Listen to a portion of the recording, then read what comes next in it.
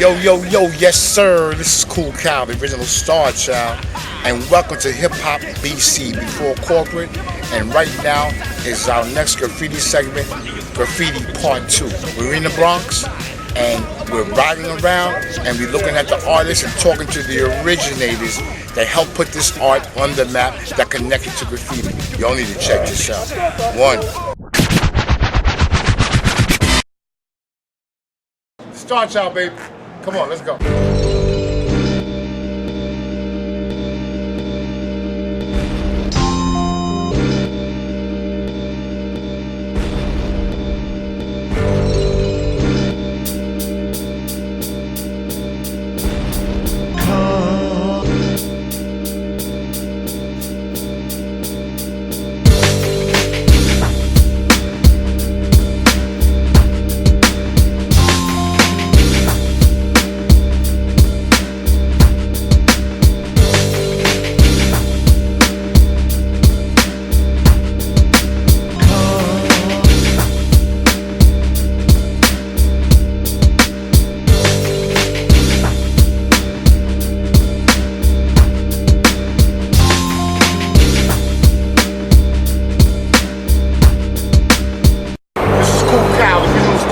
AKA Spec One, IND, Teddy Incorporated, Experimentals.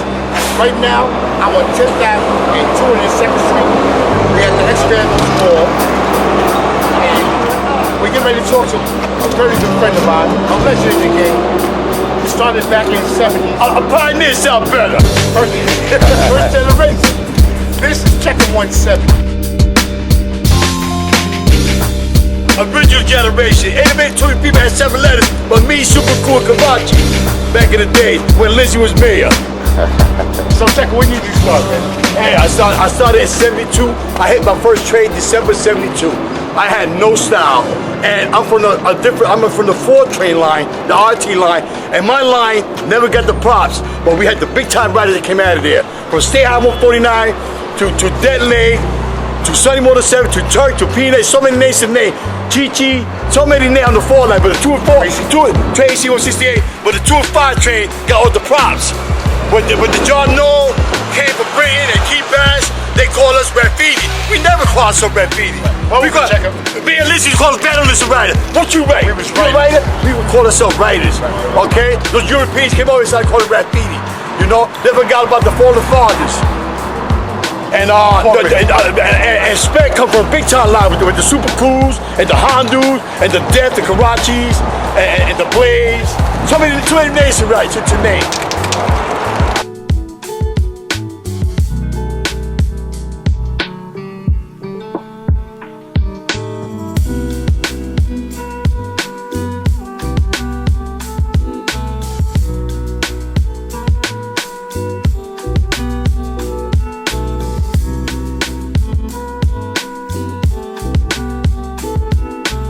Riders hating the buses and all that. With Joe, what 82? Right?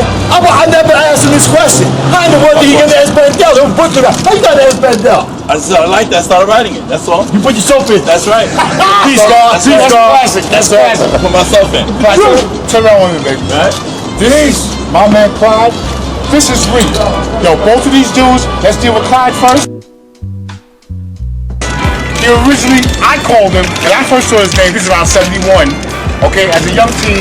He may be 2 years older than me, but he was killing the buses in the Bronx. He made the buses stand up. Cass wasn't even fucking with the buses, but he found out where they were stored at, just like we found in the layers. I didn't have to do that. I used to stand on the corner of Humphrey Pilgrim Railroad. Okay, so he was tagging the buses when he came by, and that took balls to do that. Middle of the day, right? In the middle of the day, I had the when the 3rd Avenue closed, I had the 2, the 41, and the 55. Right. All going down Melrose. All going down Melrose. What I used to do is these, remember the green boxes? Yeah.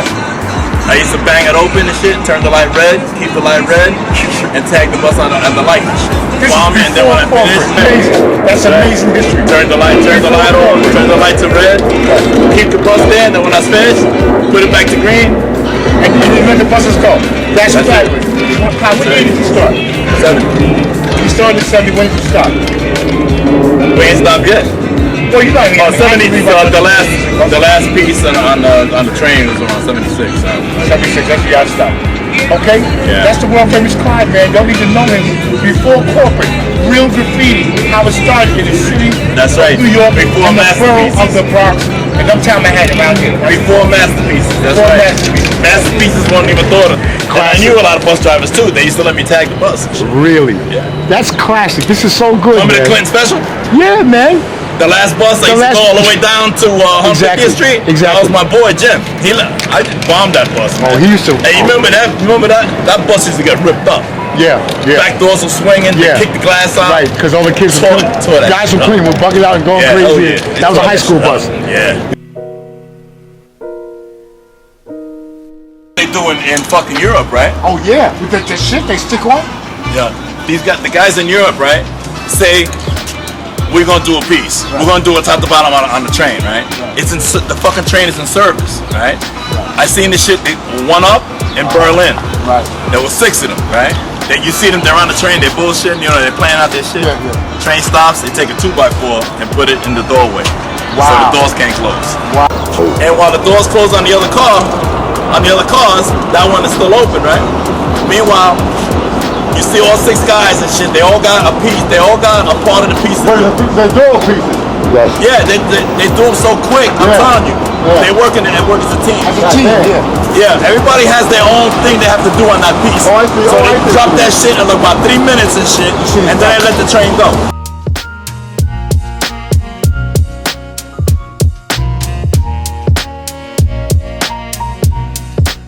Once again, Hip Hop BC. Before corporate, the boy KOOL KYLE starts out, aka Spec One, and I got the honor and the privilege to present my boy RIFF.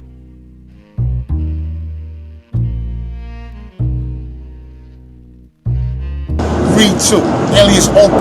Yo, this cat here, one of the top to bottom kings, different letter designs. He changed the game in the way he tagged, or the way he hit, and the way he did masterpieces. Reed, nice talking to you, baby.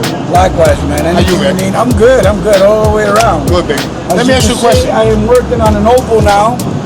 And I don't know, I'll probably drop a re on this side. It depends. There you go. If nobody wants to pay next to me, I'll pay by myself like always. Let me ask you a question. When did you start? I started in '73. I started off on Broadway, any line that I could find within my 12-year-old ass can move to. Where did you live, though? I lived in the Tremont section on Daly Avenue. Okay, okay. And you was going to Broadway, too? Yeah, I had the 36 bus going straight up to Broadway. Yeah, that's I had that problem. I made my moves by buses and any way to get there and back without mom realizing that I was gone. Gotcha. And how old were you then? I was 12 years old. Wow, classic, 12 years old. Tell me, what's the name of your crew that you represent? The main one, because you have a bunch of crews, but what's your I'm main in a whole bunch of crews. After I created my own crew, then me and Gino became with Master Taggers Association, and then it went to Mad Transit Artists. Mad Transit, there you MTA. go. Classic, classic. So what year did you stop? I stopped in After the IF 77. trains, around 77? 77. My son was born in 77, Right, so so, yeah. I had to drop the cans and pick up the Pampers. Gotcha. Yo, it's a pleasure talking to you, man. Likewise. Okay, I'm gonna come back to you later on. Let me let you finish doing your thing. Rock on, guys. Peace.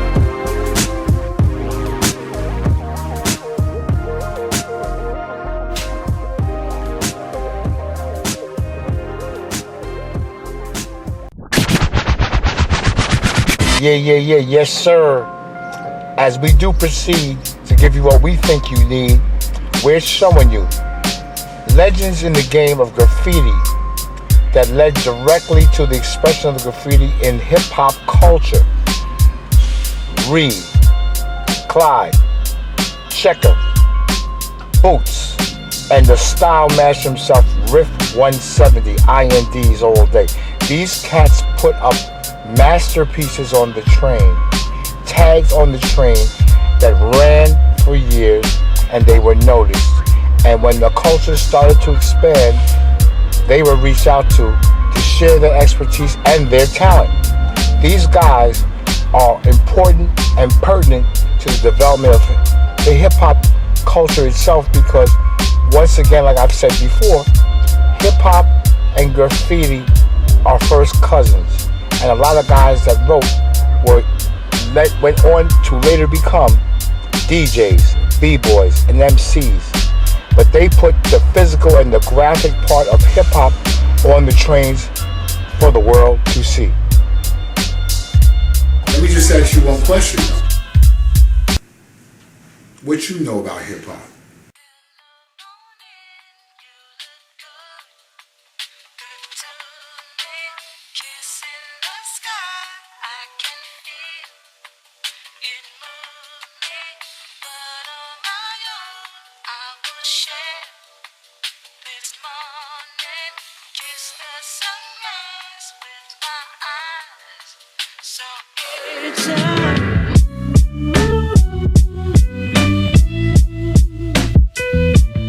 Yo, Kool KYLE, original Star Child, Spec 1, Bad 700, INDs, X-Vandals, Drug Crew. Yo, this is hip hop before corporate, and now we're in Tough City again, because we've been here before, and we're looking around and we're talking to cats, and I found one of the main pioneers of his thing back when he started. This is Boots 119.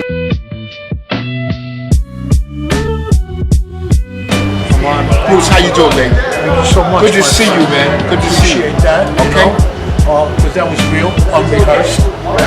No doubt, off the top of the dome, because I already know. This guy right here is one of the innovators in the Bronx.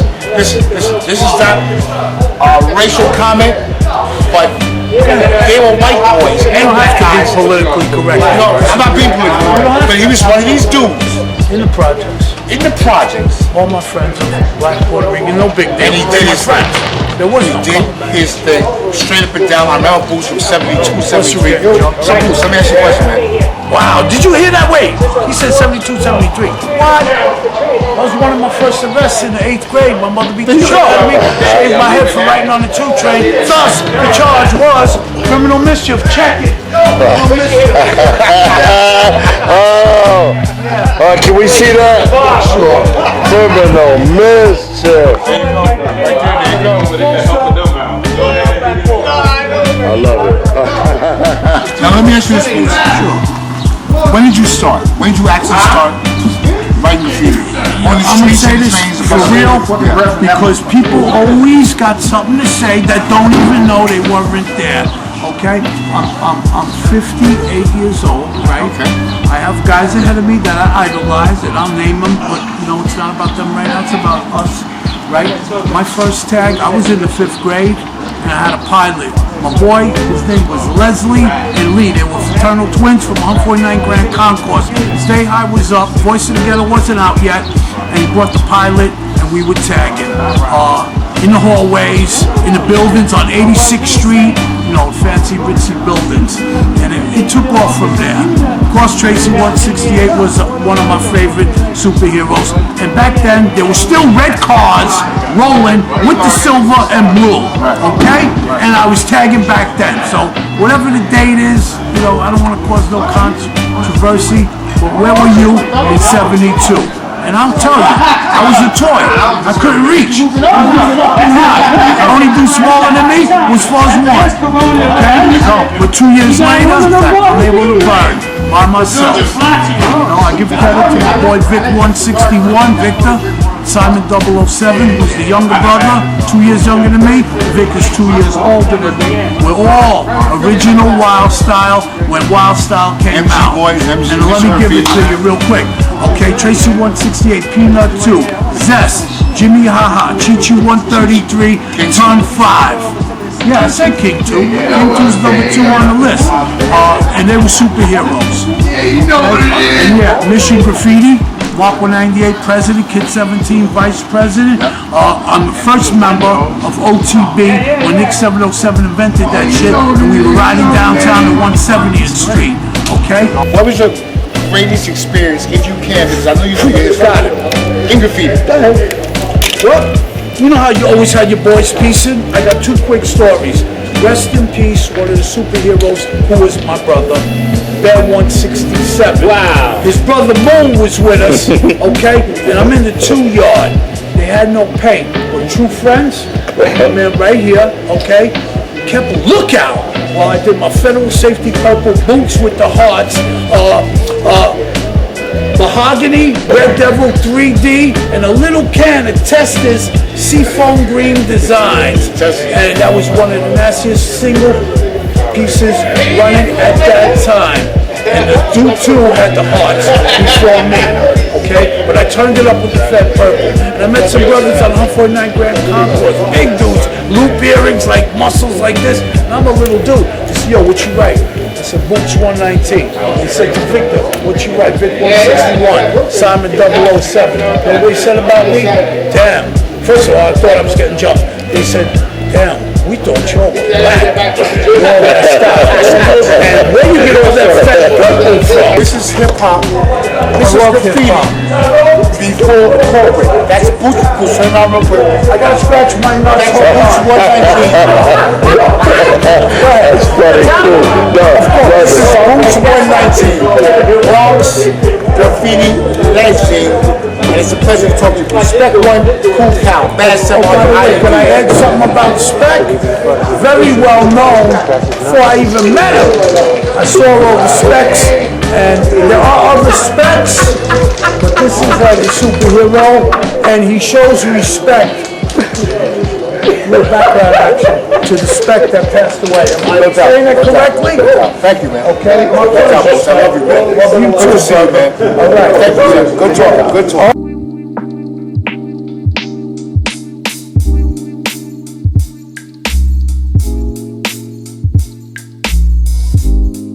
Yo, Cool Cow, original star child, Spec One, Bad 700, INDs, X Vandals.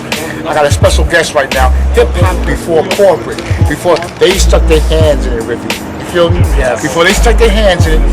This is Star shout in the motherfucking house. the leading, one of the leading innovators of style concepts, shades of styles, various names to show what he could do. I know him. I studied him. I was never as big as him, but I know exactly what he did. I know all his names. I can tell you right now what lines they were and everything. This is Riff 170. Yo, Riff, nice to see you, baby. Always a pleasure, always. Man, love it. All right. When I you started in 1971 with some brothers, Chris Bonanza. They were brothers and they with the Nazi introduced me to sign Bonanza? culture. Yes. Yeah. Okay, you are though. But it wasn't a Nazi sign, it was an Asian sign, and he hit me to it. That's why I started doing my homework. He showed me some of the Buddhas with the sign on it, and Hitler just took it and used it for his own Yeah, because that corporation. wasn't exactly originally by the Germans. That Yeah. was another sign. Which is But people don't want to. People, yeah. You don't want to respect it. You don't It was respect there that, right. before Hitler. Exactly. You know, so they gotta do their homework. Like even the people in the culture, they're talking about Philadelphia. It was writing in New York since the 20s, and it's on subway trains in the 20s, and it's even in the Museum of the City of New York. If you walk down the stairs, there's a picture of a famous photographer that took pictures of the city, and he got a Spanish kid and a Spanish girl and a Spanish young man standing next to a building on 105th Street, and it says Raymond and Blackie of 103rd Street. This is 1938. Right. So if Cornbread said he came out in 1938, he keeps lying because every year he goes from 67 to 66 to 65, now 64. So how many years is he going to keep going down? Gotcha. I understand that. Oh, so now he going to say he caught up with Kilroy. Right? Kilroy was here, right? Yeah, Right. and Kilroy was world renowned, and he don't even say he started the culture. Exactly.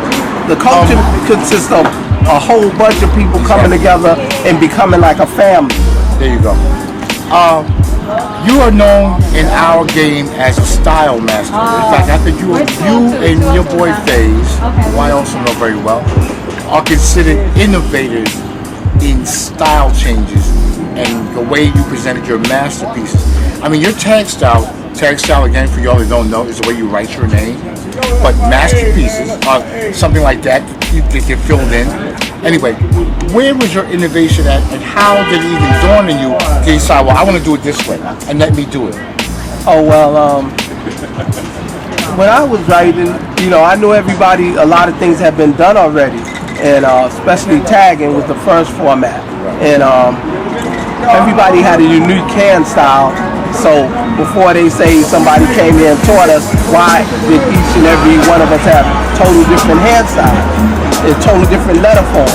Right. So nobody couldn't teach us nothing. We taught ourselves. Exactly. And the reason that I did so many things is because me and Faye seen Super Cool, the first guy to do a piece, along with a Charmin 65, and I looked at that and I looked at Faze and he looked at it, he looked at me, and it was like a light bulb went off over both our heads. Because we looked at each other and I swear that's what happened. I looked at him and he was looking at me and we just looking at each other. And 2 days later, we was doing pieces, you know. They were playing, my first style had a little style to it, but it was the first foundation, and it's on a letter train, and it's a red riff, and people seen it. But I always wanted quality, so that's how I end up doing styles. I didn't want a lot of pieces, although I did a lot of pieces, you know. But they all had quality, like you said. Yes, but it was all about the change and the uniqueness of it, like some things that they got coming off their pieces that they call chips and bottom caps. That came from me, you know.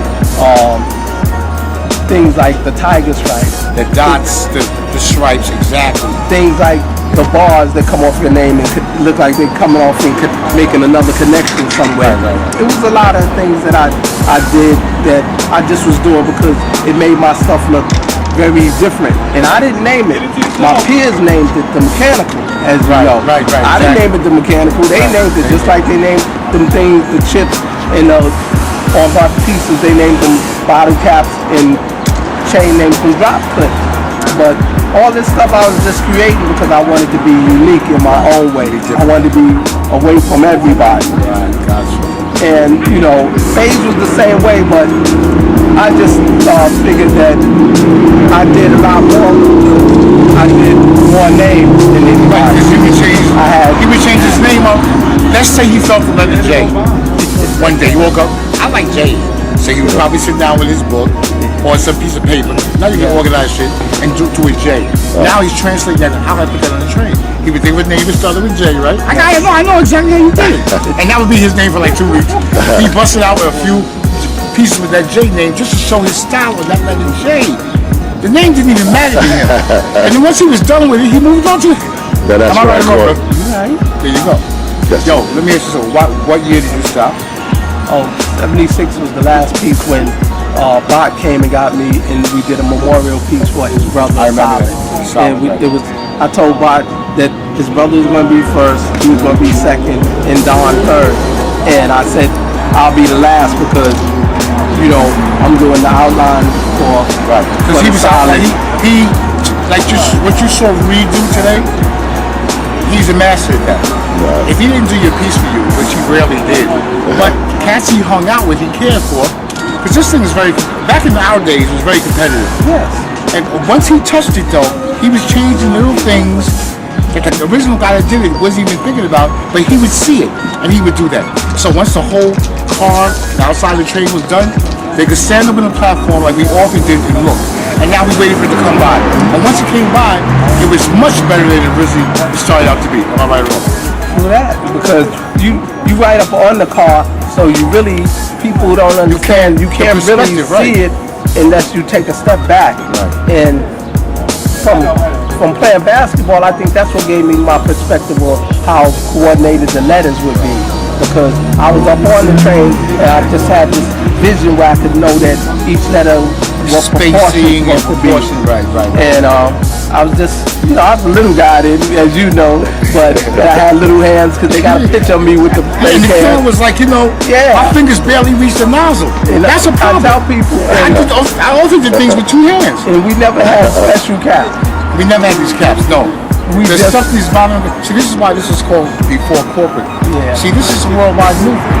Yeah. And you happen to be one of the pioneers and innovators. I'm a pioneer in hip hop, and I'm an original generation graffiti writer. I've been writing since '72, but Not graffiti writer. well, writer. Scratch that word. Yeah. Original writer. There you go, writer. Because that word is poison to us. But at the end of the day, he's telling you, and I'm trying to tell you things. It's a corporate entity now. They make nozzles to put the spray paint come out a certain way. We did that on our own. We used to steal spray starch caps off of Niagara. Off of Easy Off Oven Cleaner. Yeah, Easy Off. Certain stuff like that, and air freshener would put out a big burst. Flow, right. And you know, I was the one that found it. Super Cool was the one that found it. But you know, I give gratitude to the guys before me, like Soup and FaZe, and you know, Taki and Julio 204. You know, and people like Snake and Jack and SJK, Stitch, all those, right. You know, them guys. Right. They all did great things, but in the Bronx, we brought the true nature, which was peace and style. The color and the style. And dude was always asking me, how did you come up with all them colors? I said, I just grab paint and I use what I have. Right.